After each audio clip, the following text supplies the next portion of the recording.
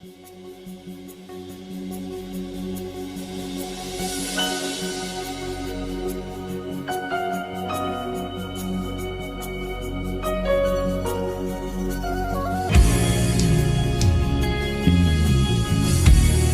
présence en moi devient réelle, que ta présence en moi devient palpable.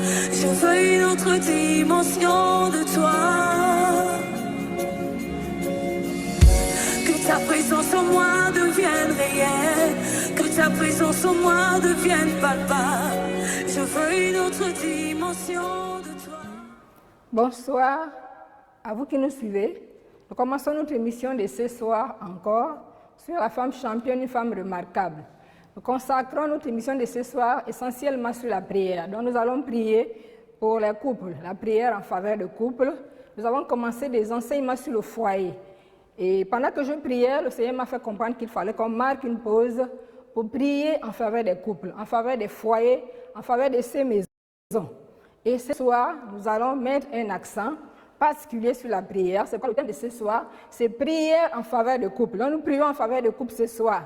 Et pour cela, nous allons lire dans 2 Corinthiens 10, du verset 3 au verset 4. 2 Corinthiens 10, 3 à 4 nous dit, « Si nous marchons dans la chair, nous ne combattons pas selon la chair. Car les armes avec lesquelles nous combattons ne sont pas charnelles, mais elles sont puissantes par la vertu de Dieu pour renverser les forteresses. » Donc la Bible nous dit, si nous marchons dans la chair, nous ne combattons pas selon la chair. Les armes avec lesquelles nous combattons ne sont pas charnelles, mais elles sont puissantes par la vertu de Dieu pour renverser les forteresses. Donc les armes que nous utilisons en tant que chrétiens sont puissantes. Pourquoi? Parce que ce sont des armes spirituelles, parce que ces armes viennent de Dieu et ces armes renversent les forteresses. On dit elles sont puissantes par quoi?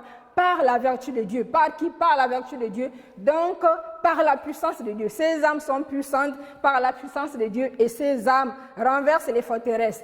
Et nous voyons ces armes. Les armes du chrétien nous sont décrites dans Éphésiens 6, du verset 10 au verset 18. On nous parle de la vérité comme ceinture, de la justice comme cuirasse, du zèle que donne l'évangile de paix. On nous parle du bouclier de la foi. On nous parle de la parole de Dieu qui représente le casque du salut et l'épée de l'esprit. On nous parle de tout type de prière. Faites en tout temps par l'esprit tout type de prière et de supplication. Donc nous avons ici la vie droite, marcher dans la justice, dans la droiture, proclamer l'évangile de Dieu et avoir une vie de foi, croire aux promesses de Dieu et persévérer dans la prière. Voici l'exemple que Dieu nous donne ici, la persévérance dans la prière, la parole de Dieu, la justice, la vérité. Donc ce sont les armes du chrétien. Et nous devons utiliser ces armes lorsque nous sommes confrontés à des difficultés, confrontés à des problèmes. Nous devons utiliser ces armes. Ce sont les armes que Dieu nous donne. Souvent quand nous sommes confrontés à des difficultés, puisque ce soir nous allons prier pour les couples, nous voyons certains couples qui sont perturbés, certains couples qui passent par des difficultés, certains couples qui passent par la rébellion des enfants et souvent nous sommes comme perdus, nous ne savons quoi faire. Mais Dieu nous encourage. Souvent quand nous sommes confrontés aussi à certaines difficultés, pas seulement dans les familles, pas seulement en couple, mais aussi dans d'autres domaines de nos vies. Quand nous sommes confrontés à des difficultés, à des barrières, à des situations qui se dressent devant nous comme des obstacles, souvent nous utilisons, certaines personnes utilisent, certains chrétiens même utilisent les armes que le monde donne. Les armes que le monde donne, c'est la peur, c'est la colère, c'est l'incrédulité, c'est les bagarres, les pots de banane, les règlements de compte, c'est l'ingéniosité humaine, la richesse, nos talents personnels, l'éloquence, la propagande. Donc ce sont souvent les armes que nous utilisons, l'organisation, donc des techniques d'organisation. Et c'est souvent ces armes que nous utilisons lorsque nous sommes face à des défis. Mais la Bible nous fait comprendre que nous qui sommes devenus enfants de Dieu, lorsque nous faisons face à des défis, nous faisons face à l'ennemi. C'est l'ennemi qui vient mettre des embûches, des obstacles devant nous pour nous empêcher d'avancer. Parce que Dieu n'est pas pour que ses enfants soient dans le trouble. Dieu n'est pas pour que ses enfants soient malades. Dieu n'est pas pour la défaite de ses enfants. Donc souvent quand nous passons par des moments troublés, des difficultés, que ce soit dans nos maisons, ou dans nos projets, ou dans nos vies professionnelles et autres, souvent c'est l'ennemi qui se dresse devant nous, qui met des barrières, qui met des forteresses, et nous devons les démolir. Mais pour les démolir, nous devons avoir des armes adaptées. Nous devons avoir des bonnes armes, des armes adaptées pour combattre. Nous ne devons pas utiliser les armes que le monde utilise parce qu'elles ne sont pas efficaces pour détruire les forteresses de Satan. Les seules armes capables de détruire les forteresses de Satan, capables de détruire l'injustice, capables de détruire les faux enseignements, ce sont les armes qui nous viennent de Dieu parce qu'elles sont spirituelles et elles sont puissantes. Et ce soir, en parlant des armes spirituelles, nous allons mettre un accent particulier sur deux armes, qui sont la prière et la foi. Et lorsque nous lisons dans Philippiens 4, 6, il nous a dit, ne vous inquiétez de rien, mais en toute chose, faites connaître vos besoins à Dieu par des prières, des supplications, avec des actions de grâce. On dit, et la paix de Dieu, qui surpasse toute intelligence, gardera vos cœurs et vos pensées en Jésus-Christ. Donc la prière est une arme efficace pour le chrétien. C'est le remède indispensable contre les inquiétudes. La prière renouvelle notre confiance en Dieu et en ses promesses, et la prière nous permet de nous reposer sur le Seigneur, de déposer nos problèmes, de déposer nos craintes sur le Seigneur.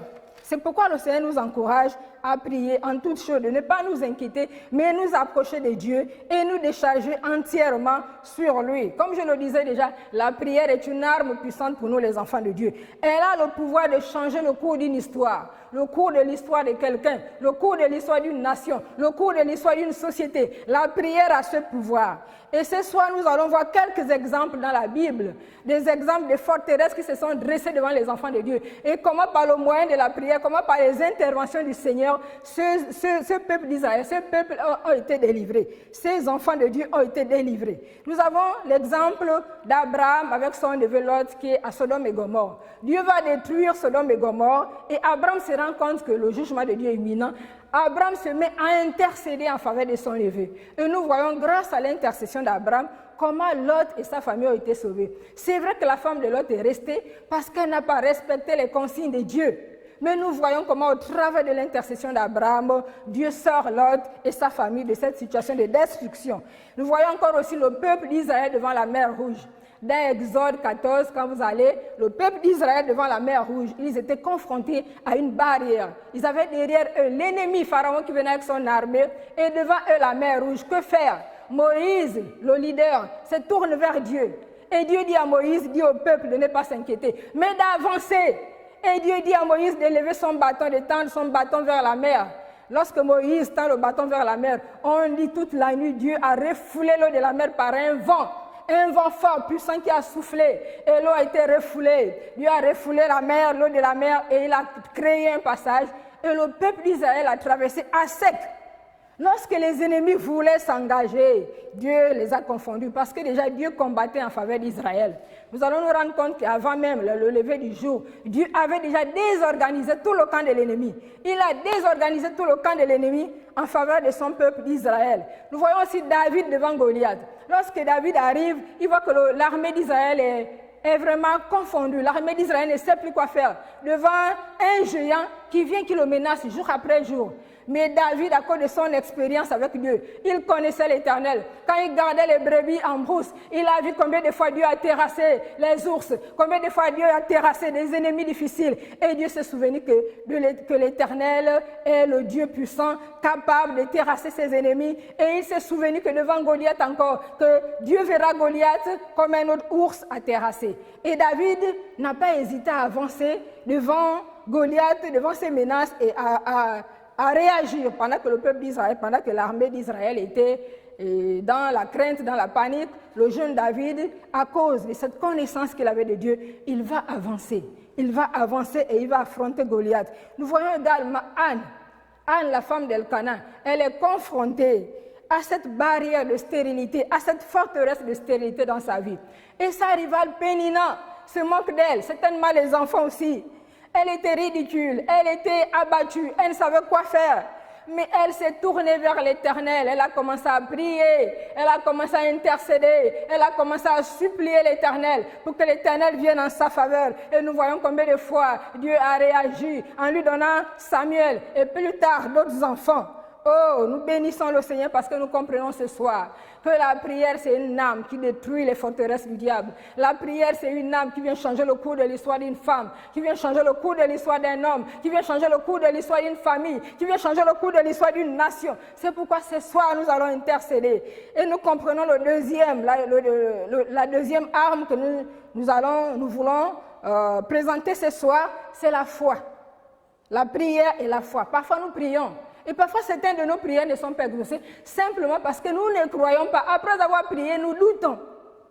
Nous sommes là, nous avons déjà présenté au Seigneur la situation, mais nous continuons à douter. Nous ne voulons pas croire, nous ne croyons pas. Et si nous ne croyons pas, nous sommes dans le doute.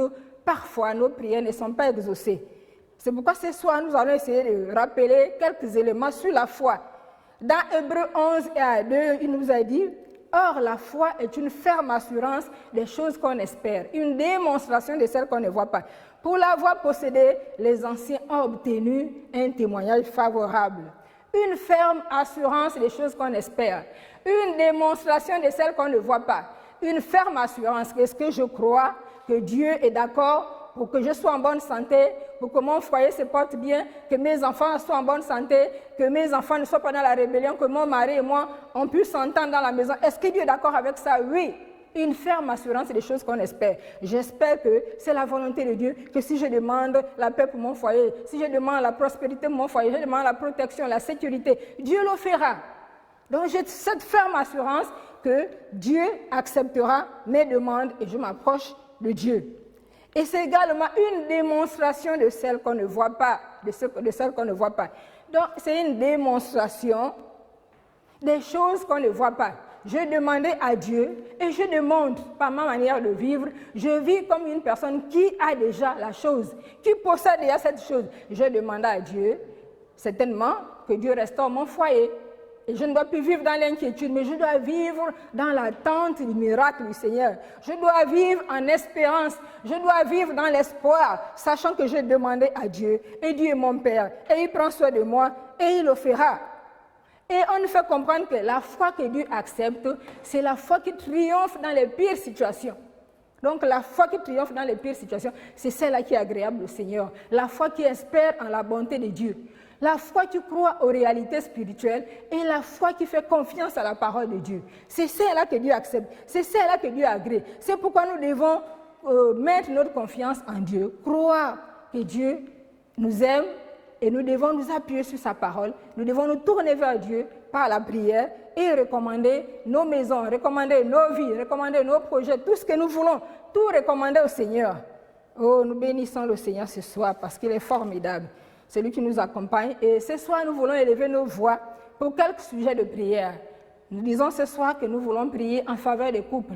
Parce que nous savons que certains couples vivent le trouble, certains couples vivent la discorde, certains couples sont même séparés. Parfois, les enfants subissent, les enfants ne savent plus quoi faire. Et nous voulons prier pour les couples ce soir parce que Dieu aime les couples, Dieu compte sur les couples.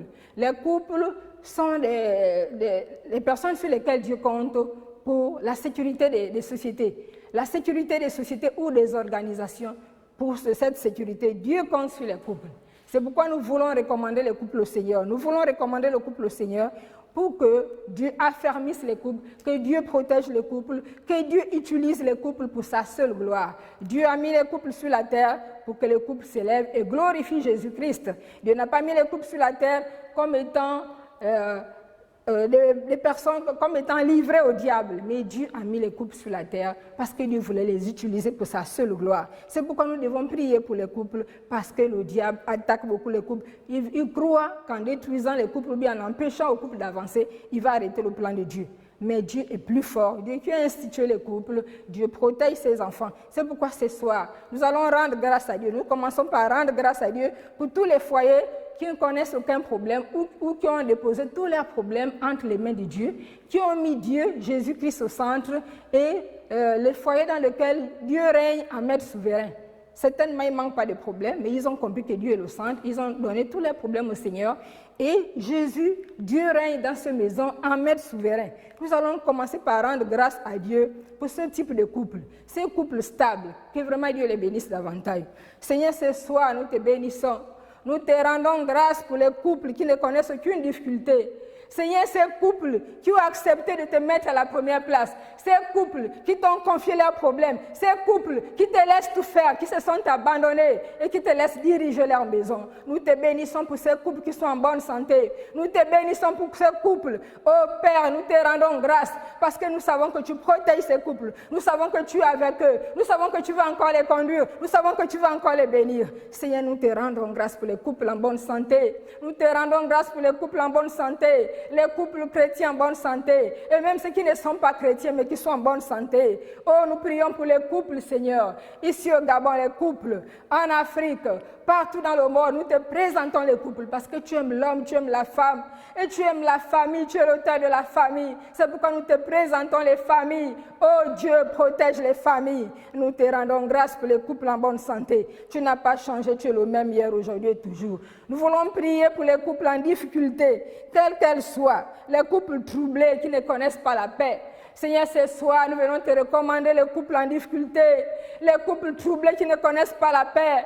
Tu sais les raisons pour lesquelles ces couples sont dans cet état. Nous te les recommandons, Père. Oh Dieu, nous implorons ta grâce en faveur de ces couples. Nous prions que tu descendes, Père, que tu touches ces couples, que tu restaures, que tu ramènes la paix, que tu ramènes la paix. Nous venons briser au nom de Jésus tout obstacle à l'épanouissement de ces couples. Nous détruisons tout obstacle à l'épanouissement de ces couples. Oh Dieu, nous te glorifions parce que tu es vivant. Nous te glorifions parce que tu es vivant. Merci Seigneur pour ces couples que tu restaures. Merci Seigneur pour la bonne santé de ces couples. Merci Seigneur parce que tu es vivant. Nous te bénissons. Oh alléluia, nous te glorifions parce que tu es Seigneur. Nous allons prier pour les couples séparés, pour la réconciliation des couples séparés. Seigneur, nous venons te recommander les couples séparés. Oh Dieu, nous ne savons pas les raisons pour lesquelles ces couples sont séparés. La femme est de son côté, l'homme est de son côté. Oh Dieu, nous implorons ta grâce pour la réconciliation. Nous implorons ta grâce pour la réconciliation. Nous implorons ta grâce pour la réconciliation de ces couples. Oh Père, tu n'as pas changé. Tu es le même. Touche le cœur de l'homme, touche le cœur de la femme, touche les cœurs, Seigneur. Ramène ces couples séparés à l'unité. Ramène l'amour, restaure ce qui a été. Ramène l'amour, Seigneur, ramène l'amour, restaure ces couples, restaure ces foyers. Tu n'as pas changé. Tu es le même hier, aujourd'hui et toujours. Nous te glorifions. Tu es le roi des rois, tu es le Seigneur des seigneurs. Tu es le bon berger, tu es l'étoile brillante du matin. Merci pour ces couples que tu restaures. Oh, nous te bénissons, Saint-Esprit, parce que c'est ton œuvre. C'est ton œuvre de restaurer les vies, de restaurer les couples. Quand il descend, oui, tout s'arrête. Il y a transfert en ciel et terre. Quand il descend, l'atmosphère change, il y a transfert en ciel. Quand il descend, oui, tout s'arrête, il y a transfert en ciel. Quand il descend, l'atmosphère change, il y a transfert en ciel et terre. Le Saint-Esprit est là. Le Saint-Esprit est là. Le Saint-Esprit est là. Le Saint-Esprit est là.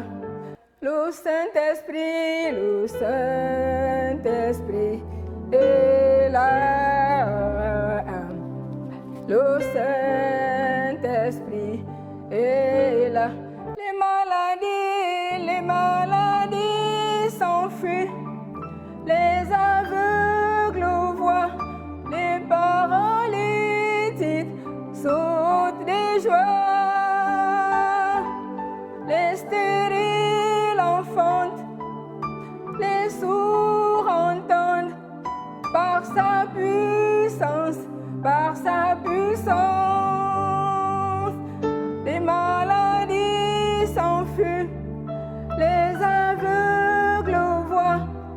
paralytiques sautent de joie. Les stériles enfantent, les sourds entendent, par sa puissance, par sa puissance. Alléluia. Oh, nous te bénissons, grand Dieu d'Israël. Saint-Esprit, quand tu descends, tout ce qui est de l'ennemi s'arrête. Quand tu descends, il y a transfert entre le ciel et la terre. Quand tu descends, Saint-Esprit, tu opères de grandes délivrances, tu opères de grands miracles, tu opères de grands changements. Nous te bénissons pour ta puissance. Nous te bénissons, Seigneur, pour ton action dans les vies. Nous te bénissons pour ton action dans les couples. Alléluia. Oh, nous te bénissons, Saint-Esprit, tu es vivant et tu es Seigneur. Nous te glorifions ce soir. Nous te glorifions ce soir. Nous te glorifions ce soir. Alléluia. Nous voulons prier également pour les couples stériles, pour les couples qui affrontent l'épreuve de la stérilité. Selon Exode 23, 26, il nous est dit qu'il n'y aura point dans ton pays ni de femmes qui avortent, ni de femmes stériles. Qu'il n'y aura point de femmes stériles dans ton pays, ni de femmes stériles, ni de femmes qui avortent. C'est Dieu qui le dit. Et lorsque Dieu est là, lorsque la présence de Dieu est là, nous devons refuser la stérilité, nous devons refuser les avortements. Dieu nous encourage à réclamer toutes les grâces qu'il nous a données. Dieu nous encourage à nous appuyer sur sa parole. Nous allons refuser la stérilité dans les maisons de nos frères et sœurs. Dieu a mis les couples ensemble. Dieu a mis les couples ensemble pour évoluer, pour avancer. Dieu a mis les couples ensemble et Dieu veut que les couples soient bénis. Nous allons prier. Nous allons prier, nous allons demander à Dieu la bénédiction de ce couple. Nous prions pour les couples qui n'enfantent pas. Que Dieu leur donne la grâce d'avoir les enfants, que Dieu leur donne cette grâce de connaître cette bénédiction. Seigneur, ce soir, nous venons te recommander tous les couples qui n'enfantent pas, les couples chrétiens particulièrement. Oh Dieu, Seigneur, ce sont tes enfants. Tu leur as donné cette grâce de pouvoir se marier. Tu leur as donné cette grâce de pouvoir se marier. Nous prions, Seigneur, que tu étendes ta main, que tu touches chaque ventre de femme. Touche les ventres des femmes. Ma sœur, toi qui nous attends ce soir, pose ta main sur ton ventre. Pose ta main sur ton ventre ce soir. Dieu touche ton ventre. Dieu ôte la stérilité. L'homme aussi, toi qui nous entends ce soir, pose ta main sur ton ventre. Parce qu'il y a aussi des hommes stériles, il n'y a pas que les femmes stériles. Nous voulons ce soir implorer la grâce de Dieu. Oh Seigneur, ce soir, nous implorons ton toucher. Nous implorons ton toucher. Touche le ventre de ta servante. Touche le ventre de ta servante. C'est nous déclarons la fécondité au nom de Jésus. Nous déclarons ton toucher, la fécondité. Touche le ventre de ton serviteur. Touche le ventre de ton serviteur. Touche le ventre de ton serviteur. Nous déclarons la fécondité. Nous appelons, nous proclamons la fécondité. Nous détruisons toute forme de forteresse, toute forme de stérilité. Oh, tout ce qui empêche les enfants de venir, maintenant nous détruisons au nom de Jésus. Tout ce qui empêche les enfants de venir, maintenant nous détruisons. Nous nettoyons les trompes par le sang de Jésus. Nous nettoyons les trompes par le sang de Jésus. Nous nettoyons les trompes. Nous nettoyons tout ce qui a besoin d'être nettoyé. Chez l'homme, chez la femme. Et nous appelons les enfants au nom de Jésus. Nous appelons les enfants au nom de Jésus. Nous appelons les enfants. Oh, barashikoro shibara bara bara baba baba baba. Et koro shibara shibara, Saint-Esprit, tu es Seigneur et tu es vivant. Oh, merci pour la visitation de ces couples qui n'enfantent pas. Oh, je ne les appelle plus des couples stériles, mais des couples féconds. Oh, des couples, Seigneur, féconds. Oh, des couples féconds. Nous te bénissons pour la fécondité. Nous te bénissons pour les enfants. Oh, nous appelons les enfants. Nous appelons les enfants. Nous appelons les enfants au nom de Jésus dans ces maisons. Nous te bénissons, Saint-Esprit, tu es vivant. Nous te rendons toutes les actions de grâce. Nous te rendons toutes les actions de grâce. Oh, Saint-Esprit, nous te rendons toutes les actions de grâce. Alléluia.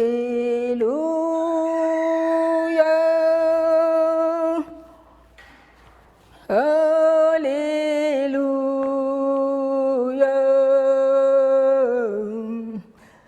Alléluia.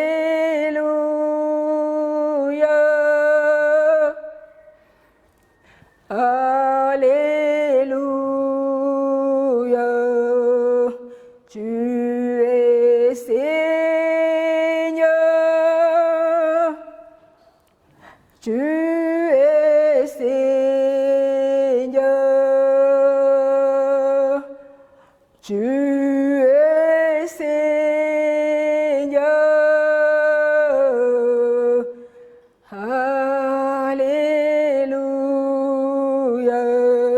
Nous prions aussi pour les couples qui connaissent la maladie. Selon Exode 23, 25b, il nous a dit, Dieu dit que j'éloignerai la maladie du milieu de toi. Et lorsque nous voyons 1 Pierre 2, 24, la Bible dit qu'il a porté nos péchés en son corps sur le bois. Et il dit, par ses maîtrissures, nous avons été guéris. Il a porté nos péchés en son corps sur le bois. Et par les maîtrissures de Jésus, nous avons été guéris. Nous allons réclamer la bonne santé pour ces couples touchés par la maladie. Seigneur, ce soir, nous te recommandons les couples touchés par la maladie. Nous réclamons, Seigneur, qu'ils soient en bonne santé. Nous réclamons, Seigneur, qu'ils soient en bonne santé. Oh, Seigneur, la guérison est un acquis. La guérison est un acquis. Touche. Tu connais de quoi il est question, Seigneur. Nous venons chasser le diabète, nous venons chasser le cancer, nous venons chasser le coronavirus, nous venons chasser toute forme de maladie. Oh Saint-Esprit, nous te supplions, souffle, souffle, tu sais de quoi il est question. Ces couples qui sont touchés, affectés par la maladie, ces couples qui sont touchés, affectés par la maladie, ces couples qui sont touchés, affectés par la maladie. Oh Père, touche. Nous prions, Seigneur, ce soir que tu touches, oh, que tu ôtes la maladie, que tu leur donnes la bonne santé, que leur santé soit restaurée au nom de Jésus. Que leur santé soit restaurée. Nous terminons en priant pour les couples qui ont d'autres types de problèmes. Tous les autres types de problèmes, ça peut être des maris inconvertis ou des femmes inconverties, des enfants rebelles et autres, donc tout type de problèmes. Nous allons prier également pour ces couples. Nous allons les recommander au Seigneur ce soir. Seigneur, nous venons te recommander tous les autres types de couples. Nous n'avons pas pu détailler, aller dans les détails. Mais tu connais les situations qu'il y a dans chaque maison, dans chaque foyer, dans chaque couple. Oh Père, nous te supplions, interviens et restaure ces couples. Interviens et restaure ces couples, quelles que soient les situations difficiles qu'ils traversent, quels que soient les problèmes auxquels ils sont confrontés, quelles que soient les forteresses que l'ennemi a mis là devant eux dans leur maison. Seigneur, nous venons renverser, démolir toutes les forteresses de l'ennemi. Nous venons renverser, démolir toutes les forteresses de l'ennemi. Nous venons renverser, démolir toutes les forteresses de l'ennemi. Oh, dans les couples, nous te bénissons parce que tu es Seigneur. Nous te bénissons parce que tu es vivant. Nous voulons aussi prier pour la situation actuelle, celle de la crise sanitaire mondiale où il y a vraiment beaucoup de perturbations et on impose, le diable veut imposer au monde le mal. Non seulement les églises sont perturbées, mais le monde est perturbé. Il y a une telle confusion qui règne. Nous voulons repousser tout ce que l'ennemi a planifié pour détruire, pour nuire. Nous voulons dire que seule la volonté de Dieu s'accomplisse et nous voulons davantage recommander ce monde au Seigneur. Nous prions pour l'Église, oh le corps de Christ.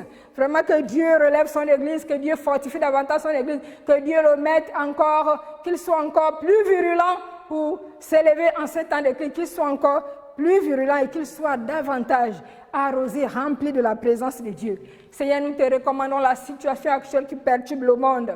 Oh Dieu, merci parce que devant chaque ennemi, tu as déjà pourvu la victoire. Devant chaque ennemi, Seigneur, tu as triomphé. Nous te disons merci pour le coronavirus qui est un ennemi qui vient détruire le monde. Seigneur, il règne une telle confusion que nous ne savons ce qui se passe, mais tu connais la vérité. Les églises sont fermées, on avance, on recule, il y a la peur et autres. Seigneur, tu connais ce qui se passe, tu connais ce qui se décide dans ce monde, tu connais ce qui se fait. Seigneur, nous prions que seule ta volonté s'accomplisse. C'est vrai que les prophéties sont en train de s'accomplir, mais nous voulons dire que seule ta volonté s'accomplisse. Tout ce qui est du diable est nul et sans effet. Et nous venons tremper ce monde dans le sang de Jésus.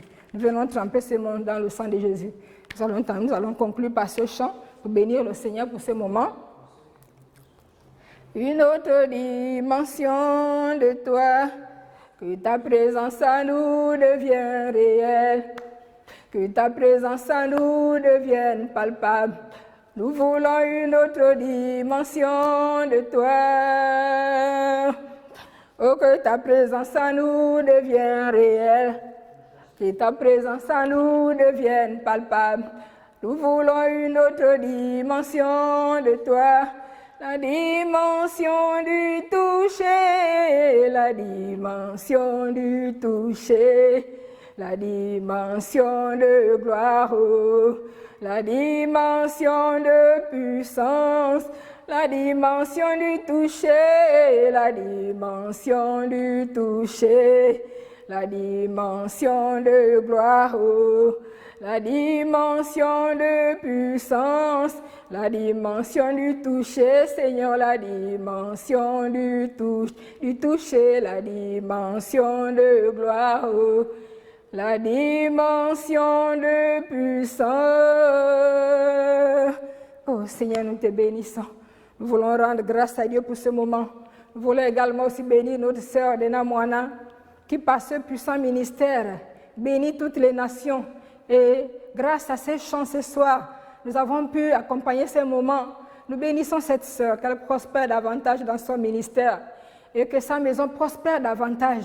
Nous voulons la bénir et nous voulons rendre grâce à Dieu ce soir pour ces moments que nous avons passés dans la présence de Dieu, pour ces moments en faveur des couples. Seigneur, merci pour l'exaucement. Tu nous dis que ce que vous demandez dans la prière, croyez que vous l'avez reçu et vous le verrez s'accomplir. Nous croyons ce soir que tu nous as écoutés. Nous croyons ce soir que tu restaures les foyers. Nous croyons ce soir que tu sécurises les foyers. Nous croyons ce soir, oh Dieu, que tu agis contre les ennemis des foyers. Et nous te bénissons, Père. Nous te rendons toutes les actions de grâce et nous disons qu'en tout, l'honneur et la gloire te soient rendus. Nous prions ce soir au nom puissant de Jésus-Christ. Amen. Nous avons terminé avec notre émission de ce soir. C'était un petit temps que nous avons voulu offrir à l'Éternel en faveur des couples. Et nous bénissons Dieu, nous croyons que Dieu a opéré de grandes choses au travers de ces moments que nous venons de passer ensemble. Alors, comme d'habitude, nous nous retrouvons la semaine prochaine, le vendredi prochain, pour notre émission sur la femme championne, une femme remarquable. Nous n'avons pas arrêté les enseignements sur le foyer, nous avons simplement marqué une pause aujourd'hui pour la prière et nous continuons sur le foyer la semaine prochaine. Vous avez notre adresse qui s'affiche, vous avez l'adresse mail et les numéros de téléphone qui sont là. Donc écrivez-nous, encouragez-nous. Nous voulons bénir encore le Seigneur pour ce moment et nous disons encore merci à toutes les personnes connectées pour nous suivre et nous encourager dans ce que nous faisons. Que l'honneur et la gloire reviennent à l'Éternel. Amen.